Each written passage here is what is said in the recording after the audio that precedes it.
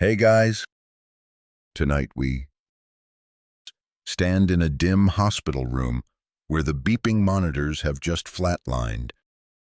The smell of antiseptic still clings to the air.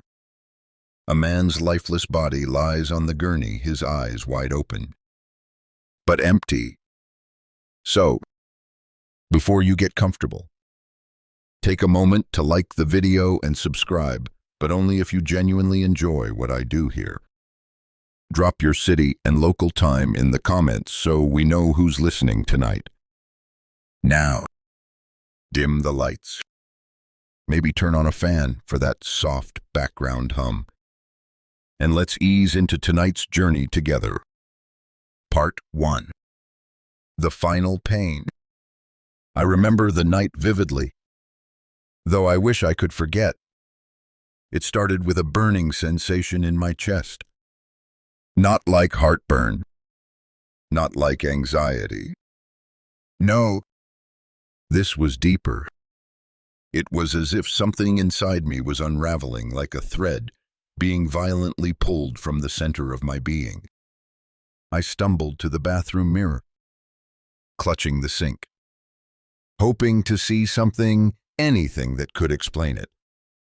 But my reflection didn't look like me. My face was pale, lips slightly blue. My eyes, they looked like someone else's. Someone terrified. The pain intensified. It was sharp, twisting through my chest and down my left arm. I collapsed to the floor. I tried to scream, but no sound came out. Just a rasping whisper. My vision dimmed. It felt like someone turned the world's volume down to a low hum. Then, silence. Complete. Utter silence. I don't remember dying. Not exactly. There was no dramatic heartbeat slowing down. No tunnel of light at that moment. Just the awareness that I had stopped breathing and an overwhelming realization that I wasn't in my body anymore. I could still see, but not with eyes. I could still hear, but not with ears. I was above my body now, floating, no, drifting, like a feather caught in a still wind. I looked down and saw myself lying there, eyes open, mouth slightly parted, motionless. I wasn't afraid, not yet. There was a strange detachment, like I was watching a movie I had seen before. I even noticed the small things. A bottle of expired pills on the counter, the faded towel hanging off its hook, the flickering bathroom light I'd always meant to fix. Also ordinary. Also irrelevant now. But then the fear came. It crept in slowly, like fog rolling across a graveyard. I tried to look away from my body, but I couldn't. It held me. I was tethered to it somehow, like a magnet to metal. The realization hit me hard. I was dead, and not just temporarily unconscious. Not dreaming. Dead. The panic was suffocating ironic. Considering I no longer had lungs, I screamed. Though I had no mouth, I thrashed. Though I had no limbs, my soul, my essence quaked. Then something shifted. The walls of my bathroom faded. The floor below me disappeared. I felt myself being pulled gently at first, then violently into a darkness deeper than anything I'd ever known. It wasn't empty. No. It was full of movement, of whispers, of watching. I felt them watching. Shapes without form, voices without sound, judging me. I tried to scream again, but it was as if my very thoughts were muffled. Then, As sudden as the pain had started, everything stopped. Absolute stillness. And in that stillness, I understood. This was only the beginning. I wasn't going to heaven. I wasn't going to hell. Not yet. I was in the waiting place where truths are revealed. And none of my excuses would matter. It was disorienting feeling more awake than I'd ever felt in life. Yet knowing with every fiber of my being that I no longer inhabited my body, I floated above it. Weightless, but not free. I could see the lifeless shell lying on the bathroom tiles. My chest no longer rose and fell. My mouth hung open in frozen agony. My skin was already taking on that strange, waxy stillness the dead wear like a cloak. The sight should have horrified me, but in that moment, it didn't. There was no horror, just detachment. Curiosity. Even, I watched myself the way someone might observe a stranger's corpse, some vague recognition, but no real ownership. Then I noticed something else. I wasn't alone. To my left, just past the doorframe, there was a presence. I didn't see it, at least not in any visual sense, but I felt it. And its awareness of me was total. It didn't approach. It didn't speak. It simply was, and in that being, I felt both exposed and strangely understood. That presence didn't feel evil, but it wasn't comforting either. It was neutral, observing, as if waiting for something. Then I was pulled, not by hands, not by force, but by something inside me, like a thread being drawn upward, away from gravity. My surroundings blurred. The bathroom vanished. The walls and ceiling dissolved into a haze of gray. My body grew smaller and smaller beneath me until it faded entirely. Now I was drifting in a void. There was no time here. No direction. Just space and motion. I moved without moving. My thoughts carried me forward. I thought about my wife. Suddenly I saw her in bed, asleep, curled into the fetal position. I thought of my daughter, and she appeared too, in her crib, sucking her thumb under soft pink light. But I couldn't reach them. I tried to scream, to beg for one more hug, one more minute. But all that emerged from me was silence. The presence beside me remained silent as well, merely watching. I felt judged, but not condemned. Measured, but not sentenced. Then, the gray darkened, not into blackness, but into something deeper, denser, a shadow that pressed against my soul, not evil, not malicious, but infinite. I realized I was being drawn into something far older than me, something beyond comprehension. A tunnel formed, not carved, not mechanical, but organic, alive. The walls pulsed faintly. The air, if you could call it that, was thick with memory, with regret, with things left unsaid. I was being taken somewhere, and I could feel it in my very essence. What awaited me wasn't random. It was personal. It had always been waiting. The tunnel twisted. Colors danced across its surface, deep purples, searing whites, flashes of images I couldn't quite grasp. A child's laugh, a woman's sob, a cigarette lit in a dark alley, a smashed photograph, the sound of glass breaking. I saw these things and knew they were mine, not symbols, memories. And with each image, something inside me tensed. Then, a low hum, not heard, but felt, like the vibration of 1,000 silent voices all breathing in unison. It filled me, surrounded me, moved through me. It wasn't painful, but it wasn't comforting either. It was cleansing, stripping away the parts of me that didn't belong here, the ego, the pride, the mask I'd worn my whole life. Gone. I emerged from the tunnel not into light, but into awareness. I was no longer moving.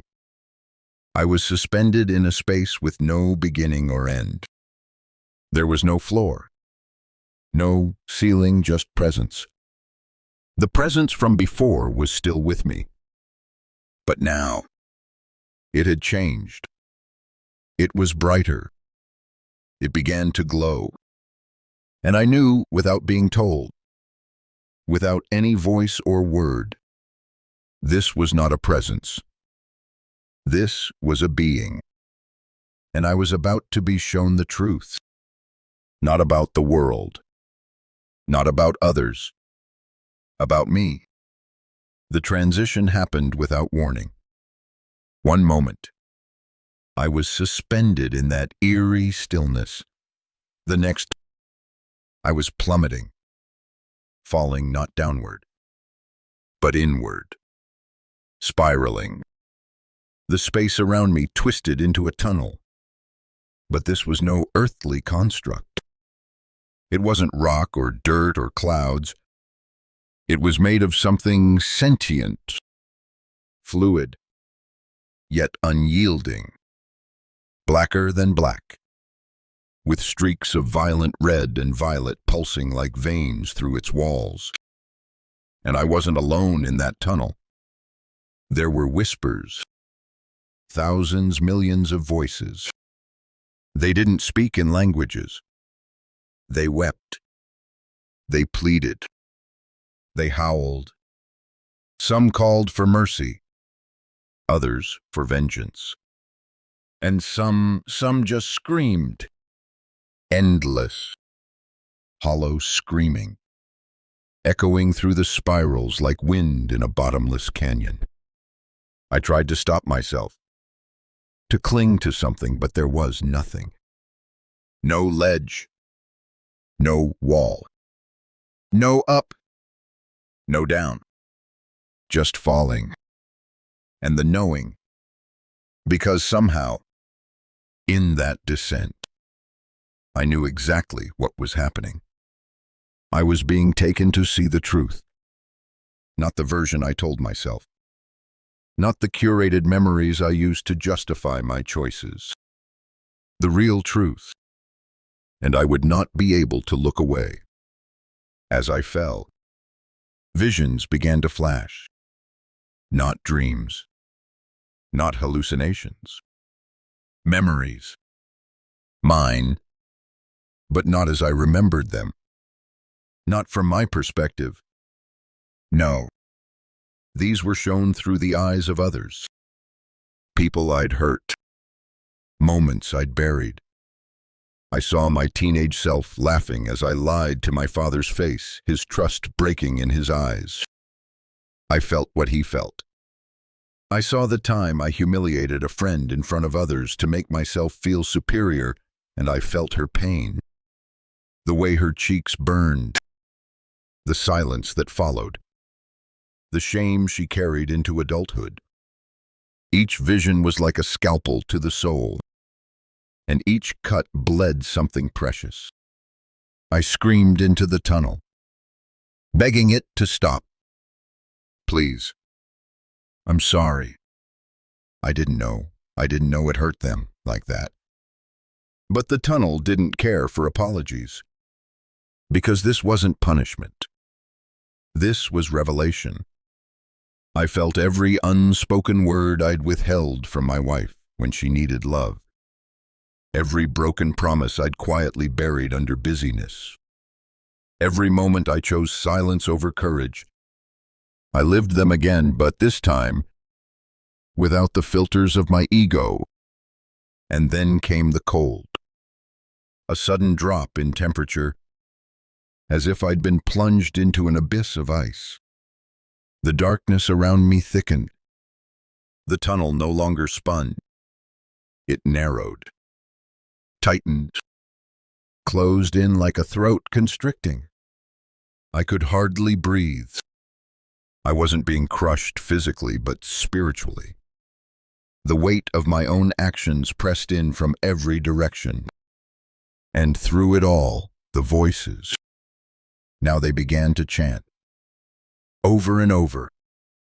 A single word, but not in any tongue I knew. Yet my soul understood.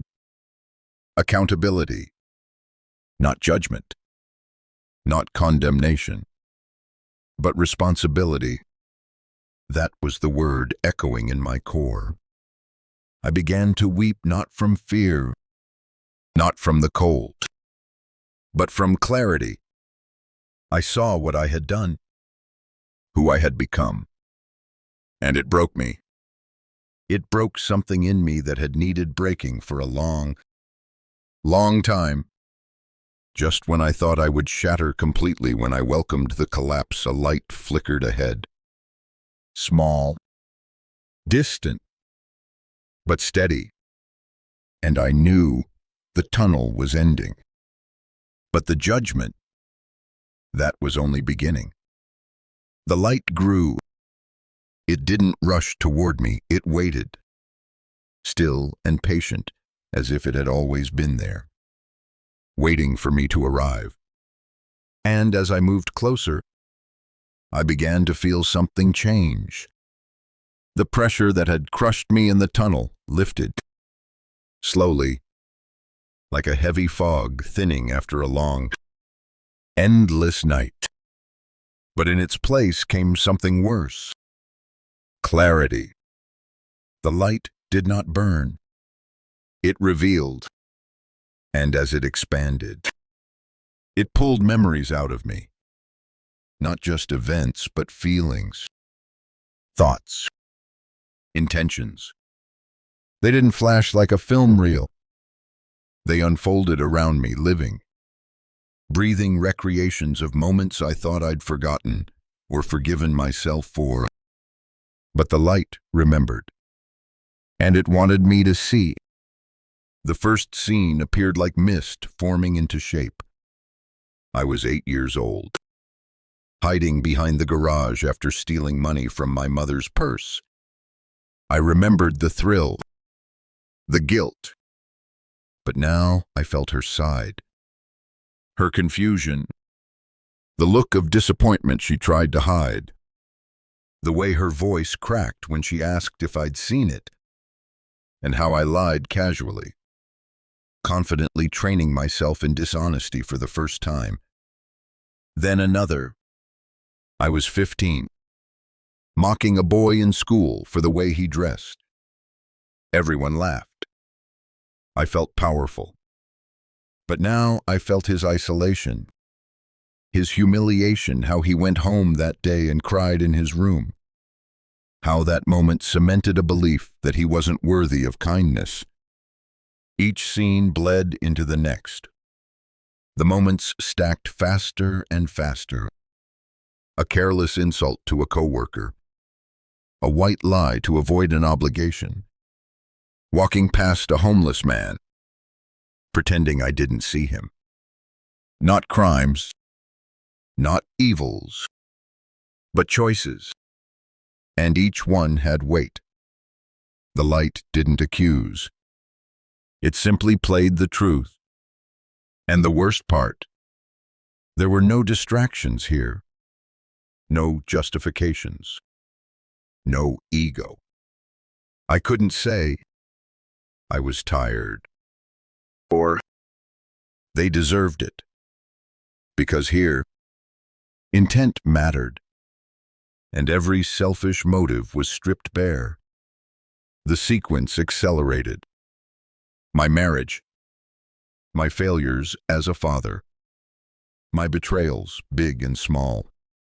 I saw my wife crying in the kitchen, alone. While I sat on the couch scrolling through my phone, I heard her prayers, her exhaustion. I had ignored it then, brushing it off as drama.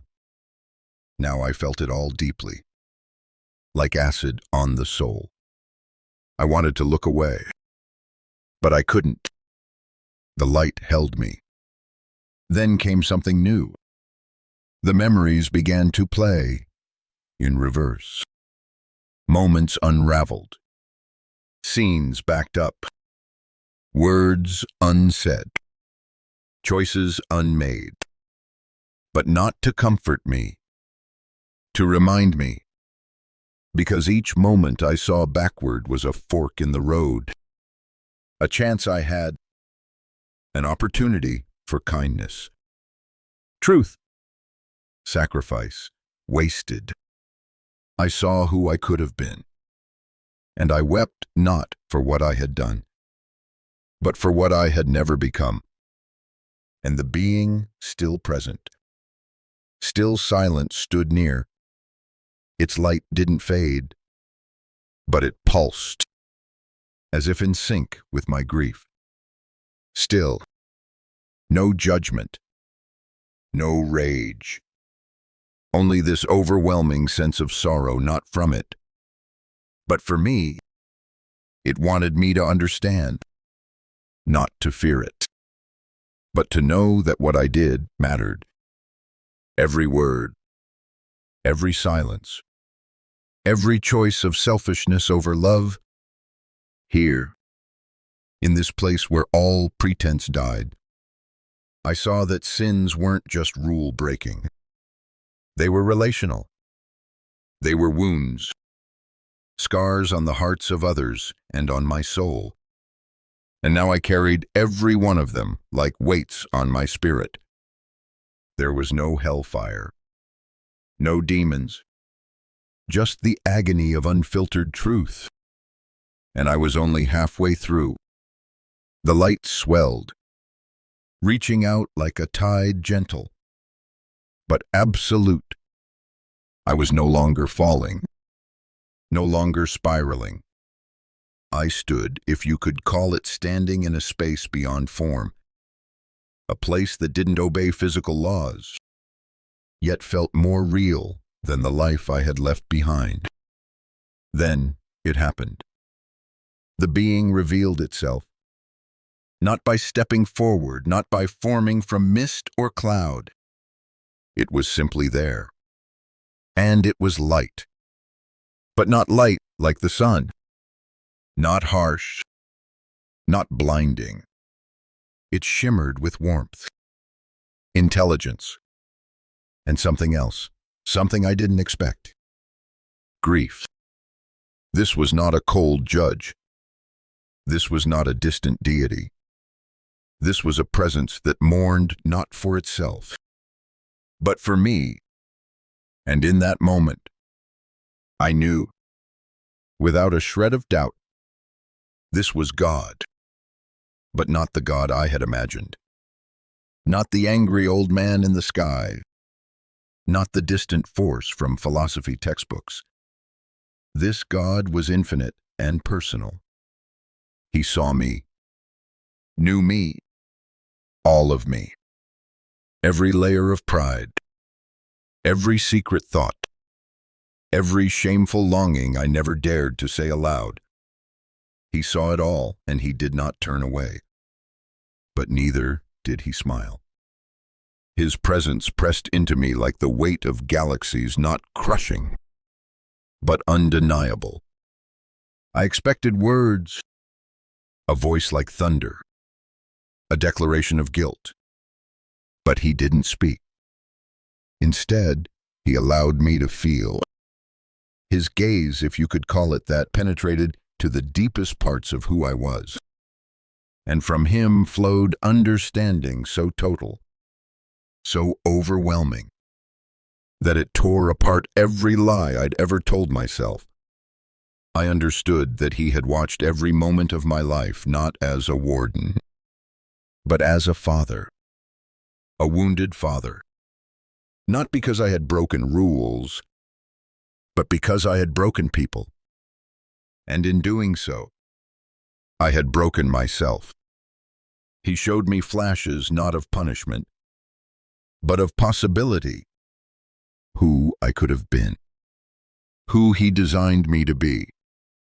Not some saint, but a man of compassion, integrity, courage, a man who noticed others, who stood up when it was easier to sit down, who loved beyond his comfort zone. And I had refused it, not in one great rebellion, but in thousands of tiny decisions, each one small, each one selfish. And now I stood naked before him, not in body, but in essence, stripped of every excuse, every justification. He still said nothing. But his silence was not empty. It was loaded with sorrow, with wisdom, and with the question he did not need to speak aloud. Why? Why did I choose bitterness over forgiveness? Why did I choose comfort over compassion? Why did I waste the time I was given? The question wasn't for him, it was for me, and I had no answer. I fell not physically, but inward, collapsed under the truth of who I was. But then something happened that undid me. He wept. The being of light, God himself, grieved. For me, not out of anger, not out of vengeance, but because he had loved me all along, and I had refused that love. I felt his sorrow ripple through eternity. And in that moment, I realized hell is not separation from God. It's the agony of being fully known by love and having rejected it. And yet, he still held me, not with arms, but with presence, with patience, with hope. And for the first time since I had died, I felt the whisper of something unfamiliar. Mercy. The light didn't fade. It intensified, not in brightness but in truth. It curled inward, closer, until it wasn't just around me, it was inside me. And with that, the veil was torn away. Every barrier I had ever built, every wall of pride, every smokescreen of self-righteousness was gone, dismantled by the very presence that now stood face to face with my soul. There was nowhere to hide, no way to pretend. No more, I didn't mean it that way. No more, they misunderstood me. No more carefully spun narratives I used to convince myself I was good. In the light, those lies melted like wax in fire. I stood completely, utterly exposed. And yet, I wasn't destroyed. I expected judgment to fall like fire, expected wrath, condemnation. But there was only silence, and sorrow, and that terrible, beautiful gaze that knew everything. I remembered a passage from childhood, one I had long ignored. Nothing in all creation is hidden from God's sight. Everything is uncovered and laid bare before the eyes of Him to whom we must give account. I used to think that was about fear, but now I knew it was about intimacy. I was not a statistic. I was not a number. I was a soul, crafted and known, And every sin I had ever committed wasn't just a violation of a rule. It was a wound in a relationship. With others. With myself. With him. He showed me things I hadn't thought were sins. Moments I overlooked. The cold shoulder I gave my brother during a fight we never resolved. The time I refused to comfort a grieving friend because I didn't know what to say. The way I spoke about strangers in traffic as if they weren't real people with lives and pain and stories. These weren't crimes. But in this place, I saw what they cost. How each moment of selfishness rippled outward like a stone thrown into eternity's pond. I saw the chain reactions, how one harsh word I spoke led to someone else's silence, which led to another's despair. And it didn't end there. He showed me not only what was, but what could have been, if I had chosen compassion, if I had chosen love. I saw a version of my life untouched by pride and fear. A version where I helped, where I healed, where I loved better. And the gap between what I was and what I could have been, it felt like a canyon across the cosmos. I didn't feel damned. I felt devastated. Not because he hated me, but because he had always loved me and I had lived as if that love didn't matter. And yet, as I stood in that agonizing awareness, he never turned away. I couldn't understand it. I couldn't fathom why a being so holy, so perfect, so vast, would remain near someone so broken, so blind. But he did. There was no anger in him. There was no disgust. Only mourning. And mercy. Not the mercy of ignoring my sin, but the mercy of showing it to me while there was still time to change. Then I felt something stir in the light. A soft question, wordless, yet louder than thunder. Now that you see, what will you choose? Not punishment. Not orders. Choice. Because that's what it had always been about. Not obedience by force, but love by free will. And in that moment, I knew he wasn't condemning me. He was inviting me into truth, into transformation, into life. But first, I had to see the full weight of the damage I had caused. And that part was just beginning. I didn't hear his voice in the way we hear sound. There were no syllables, no vibrations in the air. And yet, every thought, every message, arrived with crystal clarity like truth injected straight into my soul. The conversation began not with words, but with knowing. I knew he was asking me questions, not to interrogate, but to reveal. And the first question struck like a thunderclap inside me. Did you love well? My instinct was to say yes. I had provided. I had said I love you to my wife and daughter. I hadn't hurt anyone physically. I hadn't cheated. I hadn't murdered.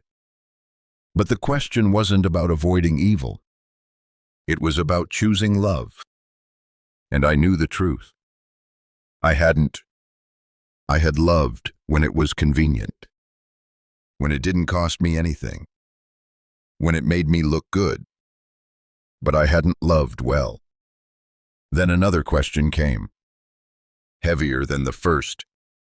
Why did you choose fear over kindness?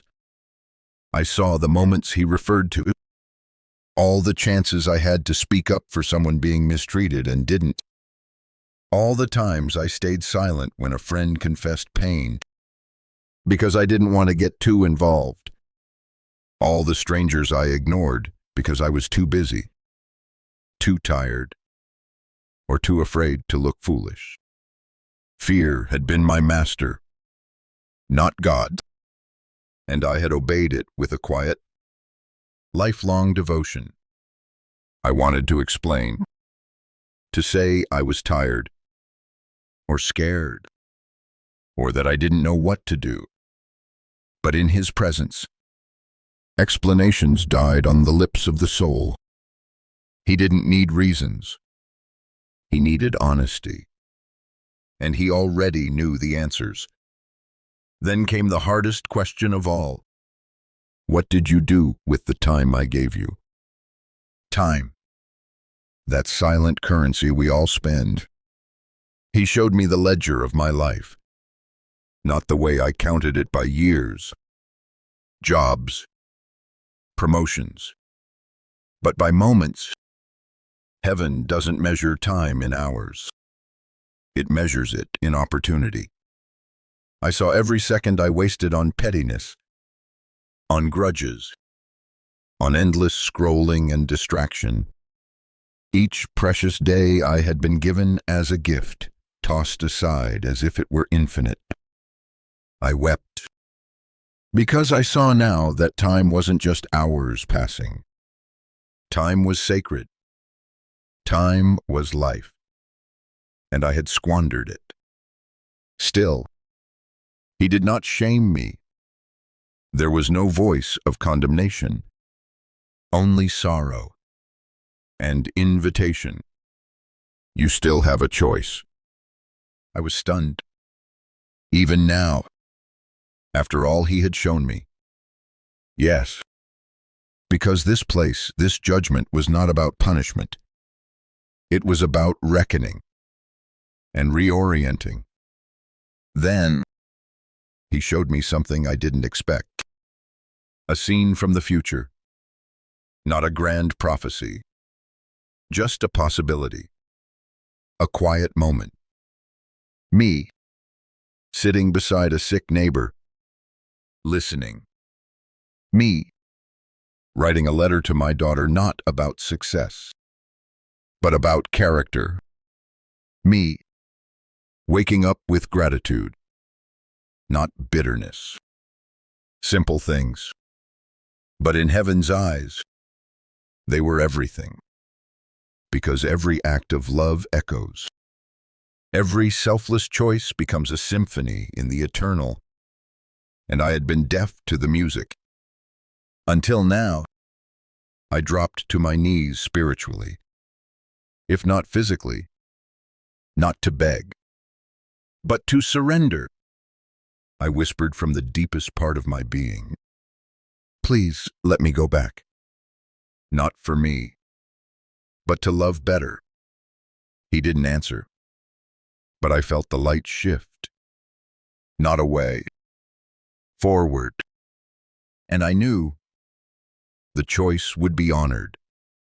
But first, I had to see who I had harmed, face to face. I don't know how he did it, but in one blink, or maybe it wasn't a blink at all, I was standing in a different place. It looked like a plain, a vast, open field of soft light and shifting air, almost like it was breathing. And in the distance, they began to appear. First, just silhouettes. Then faces. People. Hundreds. Then thousands. Every one of them connected to me. But not the ones I expected. Not just family. Not just friends. Some I didn't even recognize. But the moment my eyes met theirs spirit to spirit, I knew. These were the ones I had hurt. Not all intentionally. Some by words. Some by silence. Some by simply not showing up when I was needed. They weren't angry. They weren't pointing fingers. But they were wounded. And I could feel what they felt. That was the unbearable part. I didn't just see their pain, I carried it. I felt the sting of every cruel comment I made to be funny at someone else's expense. I felt the loneliness I left behind when I walked out on a friend because their pain was too much for me to deal with. I felt the ripple of despair in a former coworker whose confidence I crushed with one sarcastic remark I never thought twice about. Each moment was like walking barefoot across broken glass made of memory. And then I saw her. The girl I dated in college, the one I ghosted when I got bored. Her soul stood in front of me, not in accusation, but in quiet grief. She hadn't been perfect, but I had used her. I had made her believe she was special, only to discard her when it no longer suited me. And now I felt what she had felt. The waiting, the humiliation, the years of doubting her worth because of how I left. I fell to my knees in front of her, sobbing with a sorrow deeper than anything I'd known. But she didn't speak. She simply was. And that was enough. Then came a child. A boy. He couldn't have been more than 10. He looked at me with large, disappointed eyes. And I knew instantly who he was. He was the kid from the summer camp I volunteered at just one summer. I had mocked him behind his back for being weird. He heard it. I didn't care. But now I saw how deeply those words had sunk, how they carved a scar into a soul just forming, how they lingered for years. I reached out to him, trembling, but he stepped back. Not out of hate, but out of fear. Fear that I'd do it again. And the pain of that was worse than fire. Because I couldn't say sorry. Words didn't fix this. Only transformation could. Then I saw my wife. But not the version I left behind. This was the her I had failed. She didn't cry. She just looked at me. And I saw all the times I could have held her and didn't. All the moments she hoped for affection and got cold silence. All the burdens she carried alone because I said, "I'm tired." Or, "Not now." I wanted to die again if such a thing was possible, just to escape the weight of her disappointment. But I couldn't. Because this was justice. Not revenge, reckoning. And through it all, the being of light remained, not as a punisher, as a witness. He had seen it all before, but now I had to see it too. And I understood. This was not about guilt. This was about awakening. If I ever returned to the world, it would be with new eyes. Eyes that saw souls, not just faces. Because the damage I had caused, it was real. And so would be the healing. If I chose it. They kept coming. Not like a parade. Not like a crowd. But like waves. Each soul arrived with a weight I hadn't known I'd left behind. And I carried each one on my chest, in my hands, embedded into my spirit. There was no escaping them. But there was no need to, because this was not vengeance. This was truth. And truth, raw and unfiltered, is the only thing strong enough to purify. Some souls came with tears in their eyes. Some came with silence. But all of them looked at me with one unspoken question. Why? Why had I chosen selfishness? Why had I protected my pride at the cost of their peace? Why had I walked away when I could have stayed? They didn't ask to shame me. They asked because I never answered when it mattered. Now the silence had grown loud. And there, in that sacred space, I was finally forced to listen. I saw the barista I snapped at for getting my order wrong. It had been a bad day. I didn't even remember her face. But she remembered mine. She carried that encounter for weeks, questioning her worth in a job that already left her depleted. I saw a young man I bullied in middle school. Just once. Just one comment about his clothes. But now I saw how that moment was the final straw before he stopped speaking in class. Before he began skipping school. Before he started self-harming. I didn't cause all of it, but I was part of it. And that was enough. Then came my daughter. Not as she was the day I died, but as she would become older, hardened, quiet. And I saw how my absence, emotional, even when I was physically there, would echo in her own relationships. How my lack of tenderness would teach her not to expect it from others. I screamed. Internally. Eternally. No, I didn't mean to do that. I loved her. I tried. But intent wasn't the measure here. Impact was. Love isn't proven by what we feel. It's proven by what we do. And I had done too little. I saw a man I never knew. He worked in the same building. I passed him in the halls. Never said hello. He was going through a divorce, battling depression. He prayed just once for someone, anyone, to acknowledge him that week. I had been the answer God tried to send. But I was too busy, too self-absorbed. And he went home that night believing God had abandoned him. I didn't ruin his life, but I could have helped save it. And I hadn't. The chain was endless. Not because I was a monster, but because I had made ordinary cruelty a lifestyle. Indifference had become my sin. And now I saw the cost.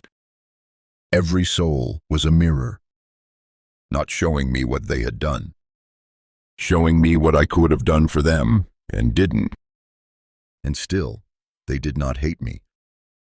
That was the most painful part. They didn't hate me. They pitied me, because they could see who I could have been, the man I had the chance to be. And they mourned that loss as deeply as I did. Then they began to fade, one by one, not in anger, but in release, because seeing the truth changed me. And some part of them knew that was enough. That maybe, just maybe, I'd carry their faces back with me into life.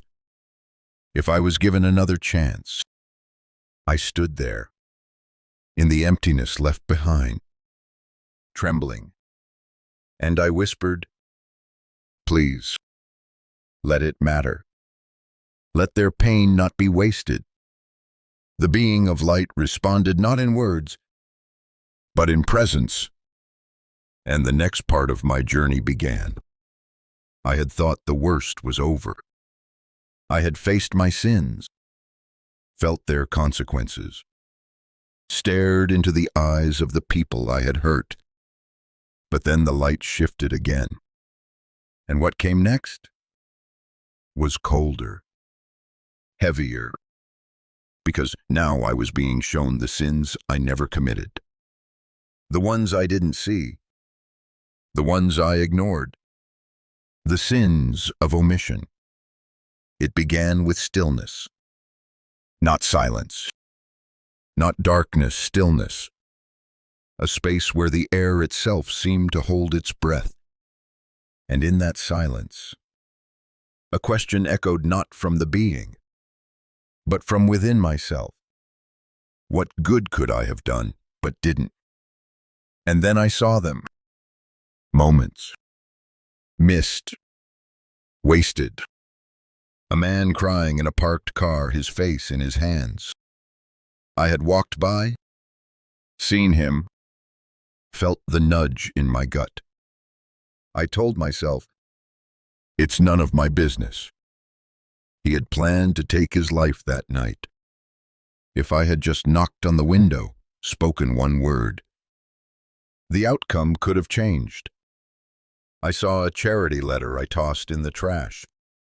A call from a friend I let ring through. An elderly woman in the store struggling with her cart. I looked, hesitated, then kept walking. Small things. Tiny choices. But now they towered like monuments of regret. Because love isn't just what we do. It's what we withhold. And heaven keeps the ledger of both. I saw my daughter's drawing crumpled in the trash where I'd tossed it. Too distracted to care. I saw my wife's invitation to talk. Ignored because the game was on. I saw the email from a young man asking for advice on faith, marked unread for weeks, until he stopped asking. I saw a lonely neighbor sitting by himself at church. Week after week, he had prayed for a sign that he mattered. I could have been that sign, but I sat with my friends instead. And now I felt the ache. Not because I had done evil, but because I had withheld good. And in eternity, the absence of love echoes louder than the presence of hate. I wanted to plead ignorance. I wanted to say, I didn't know. But I did. I knew. Every one of those moments came with a whisper in my soul. Do something. And I ignored it. That whisper, it was him. It was always him. God wasn't asking for perfection. He was asking for attention. A heart turned outward. But mine had curled in on itself. Self-preservation over compassion. Efficiency over presence. I saw the prayers I never prayed. The encouragement I never offered. The forgiveness I withheld not just from others, but from myself. And each omission formed a shape in that space. Not demons, but voids. Empty places where love should have been. Places only I could have filled. Places I now long to go back and touch. And through it all, the being remained. Still no condemnation. Still no fury. Only grief. Because he had placed those moments in my life as gifts. Divine assignments. And I had passed them by like scenery on a highway. I had wasted the sacred. And now I saw what that waste had cost. Not in punishment, but in potential. The life I could have lived. The people I could have blessed. The soul I could have become. And that hurt more than fire ever could. I fell to my knees again. And I wept. I see now. I see. Please let me go back. Let me be who you made me to be. The light pulsed once. Not an answer, but a shift. And I knew I wasn't done yet. There was still more I had to understand. Word count. 177, waiting for continue. I stood, if you could call it, standing alone in the quiet aftermath of all I'd seen. The light no longer pressed on me with truth. It now held me with something else. Something terrifying. Something beautiful. Hope. I didn't deserve it. Not after what I'd done. not after all I had failed to do. But it was there, pulsing softly around me like a breath I hadn't taken in years. And in that breath, I heard not in sound, but in soul, the tender echo of the being's question. If given the chance, would you live differently? I didn't answer right away, because I knew what it meant. This wasn't about regret. Regret is easy. Regret is cheap. This was about repentance. And repentance is costly. It means turning, not just from sin, but toward love, toward surrender, toward a life that is no longer mine.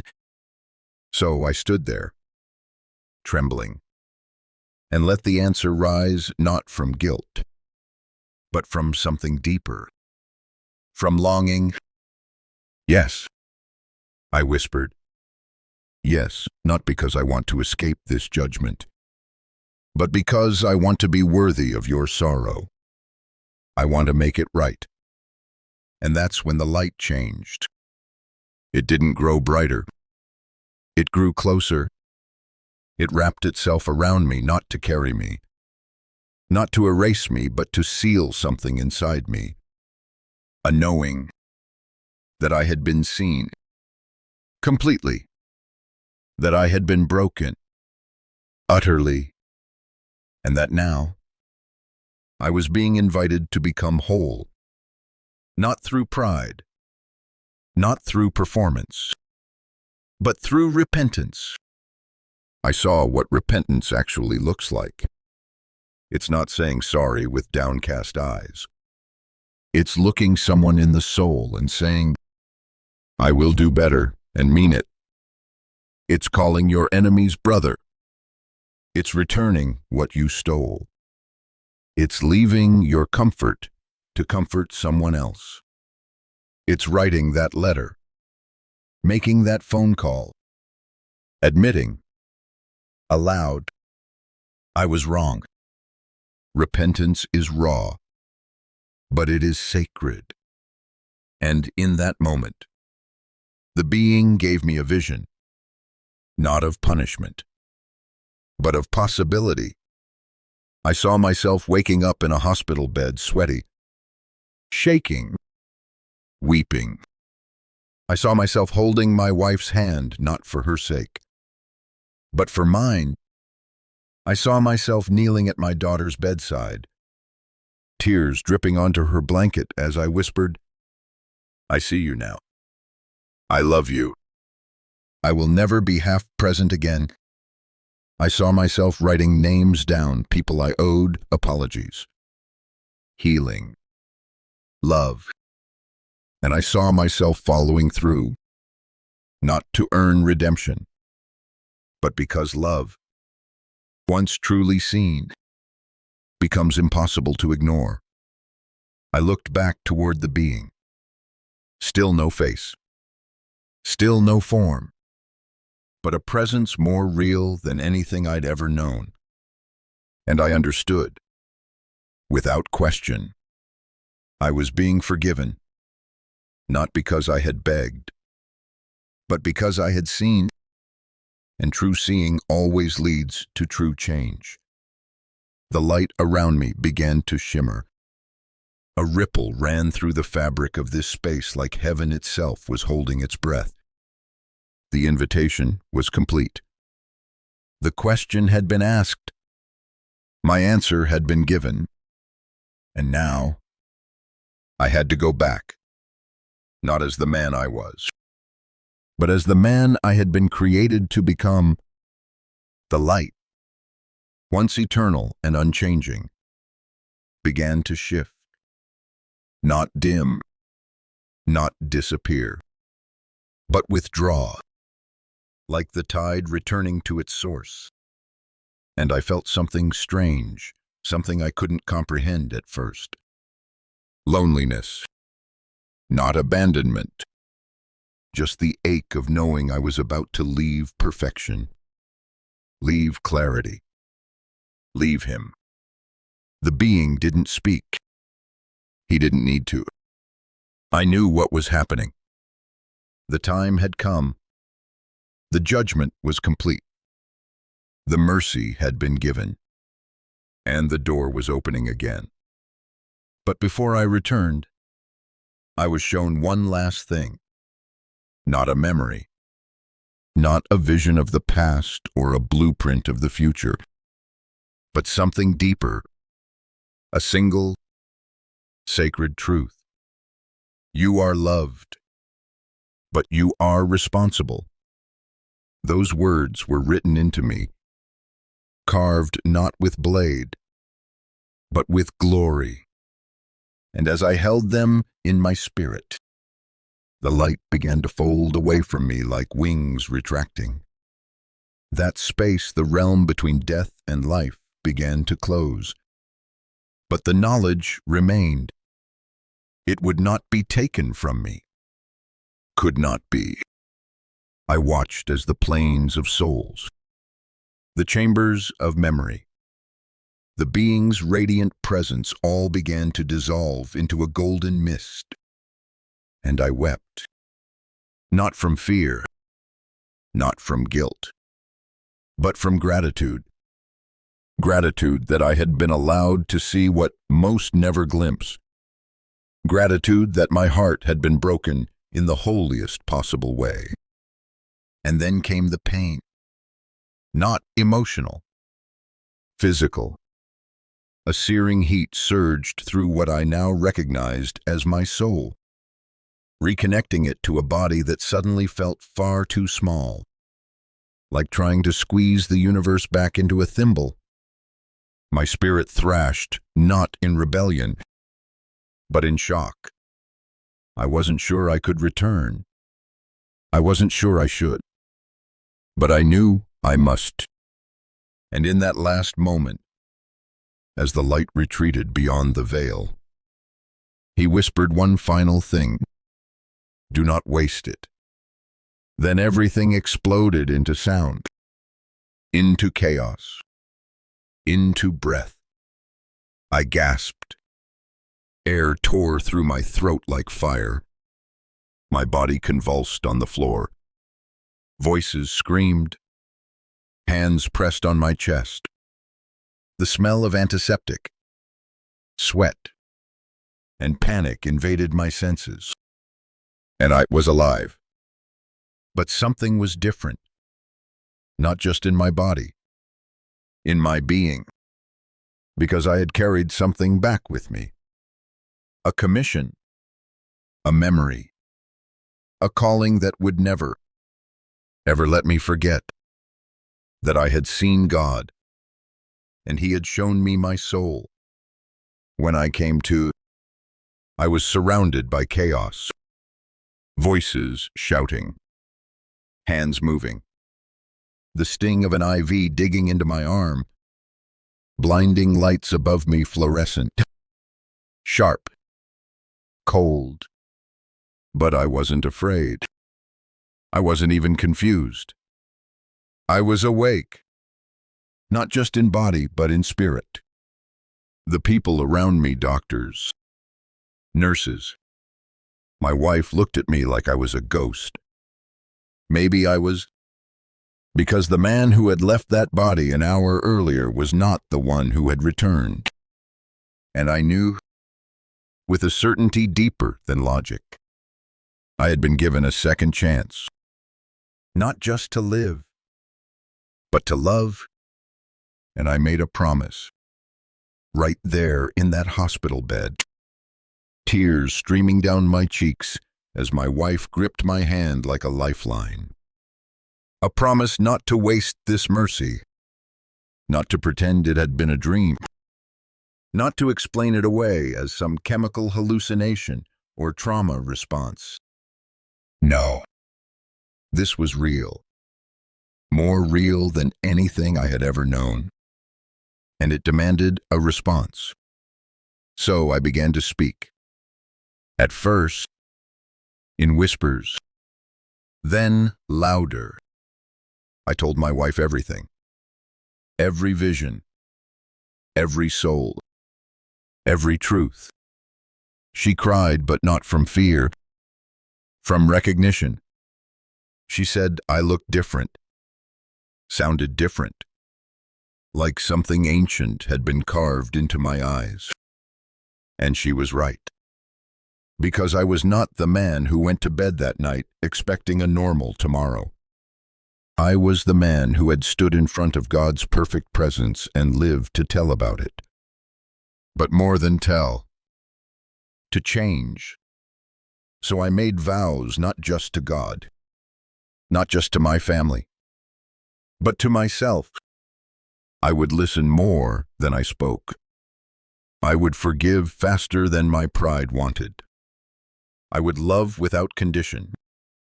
I would speak truth when it mattered, even if my voice trembled. And I would never again let fear sit on the throne of my heart. It wasn't easy. Transformation rarely is. There were days I forgot, days I stumbled. But the memory, the truth, was always there.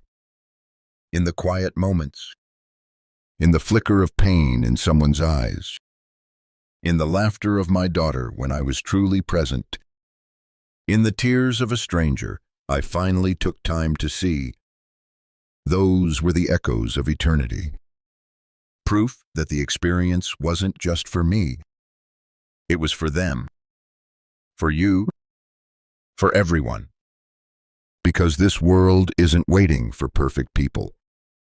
It's waiting for people who are awake, people who remember what truly matters, people who know that every act of love sends ripples through forever. I had looked into God's eyes. I had been measured. And somehow, I had been met with mercy. Now, that mercy lives in every word I speak, every choice I make, every breath I take, and every moment I remember that we are all just souls, trying to get back to the light. It happened in a blink, like I'd been flung through a veil and slammed into my body. And I screamed. A sound that wasn't just air in lungs, it was existence ripping back into the flesh. It was pain. It was fire. It was fear. But above all, it was grief. Grief for the place I'd left. Grief for the clarity that now felt just out of reach. Grief for the souls I couldn't carry with me. My scream startled the nurses. One dropped her clipboard. Another gasped. My wife. She wept. But not from terror. From relief. I clutched her hand like a drowning man pulls at driftwood. She said my eyes looked wild, like someone who had seen the edge of the world and come back changed. And she was right. Because I had. I didn't return to life gently. I ripped through it. The heartbeat monitor beeped frantically. My chest heaved as I tried to orient myself. The taste of metal in my mouth. The beeping. The sterile light. But most of all, the weight. The holy, sacred weight of what I had witnessed. It didn't fade. It didn't soften. It pressed on me like a second heartbeat, every second reminding me, you came back for a reason. I kept whispering, I saw him, I saw him. And when they asked me who, I could barely form the word. But it wasn't just God I saw.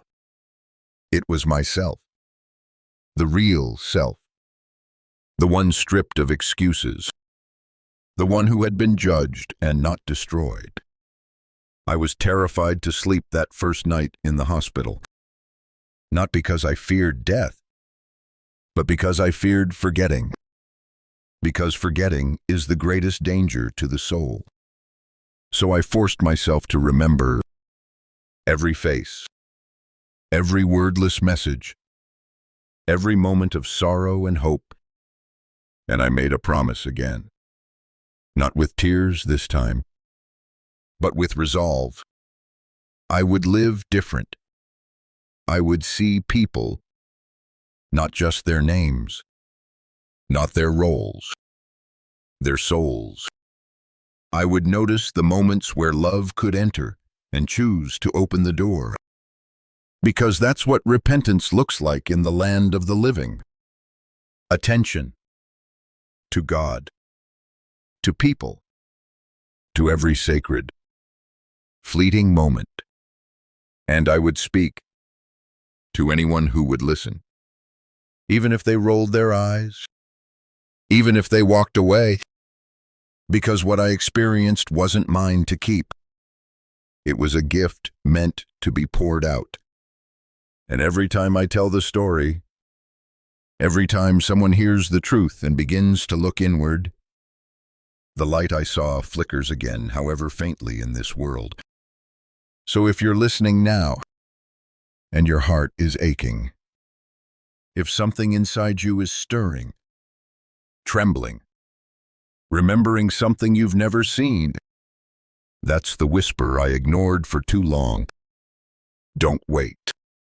Don't waste what's still yours, because you're still breathing. And that means it's not too late. Word count. 1. 94 waiting for continue. You said continue. 22. ChatGPT said, here is part 15 of near-death experience. What God showed me about my sins. Part 15. I am not who I was. The man who died that night is gone. I don't mourn him. I understand him. I even forgive him. But I'll never be him again. Because once you've stood in the presence of eternal love, once you've seen the weight of every careless word, every withheld kindness, every sin dressed in good intention, you can't go back to sleep.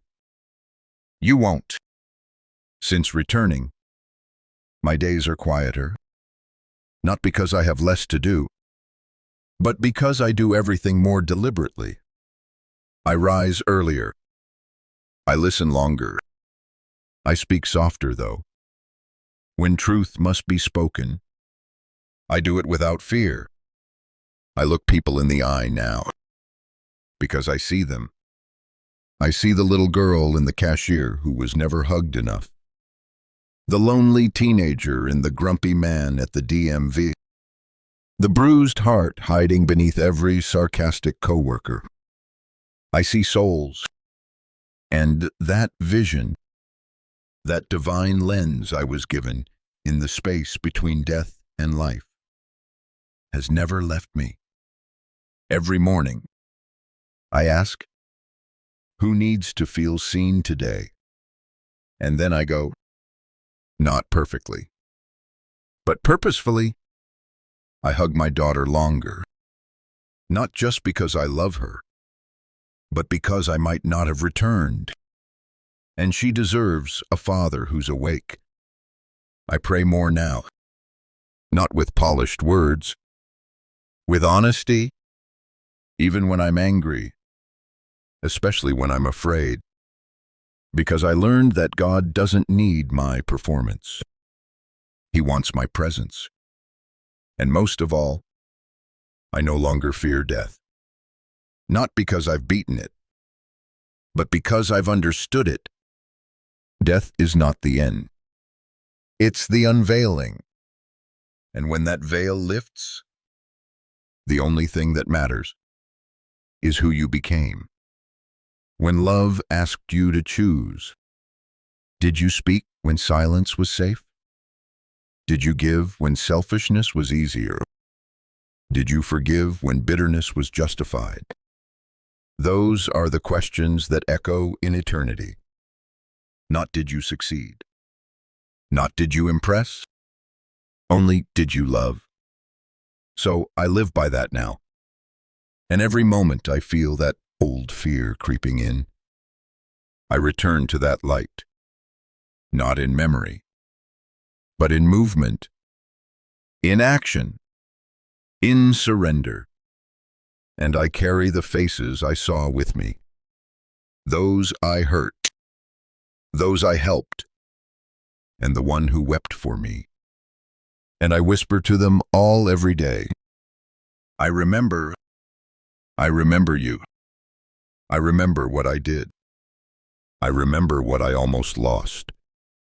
And I remember the God who didn't let me fall. If you're hearing this right now, know this: it's not too late. No matter what you've done, no matter how far you've wandered, you can still turn, still change, still love, still be loved. Because God isn't waiting to punish you.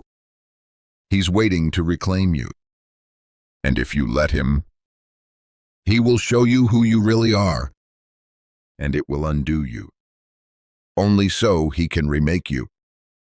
I am not who I was, and neither do you have to be.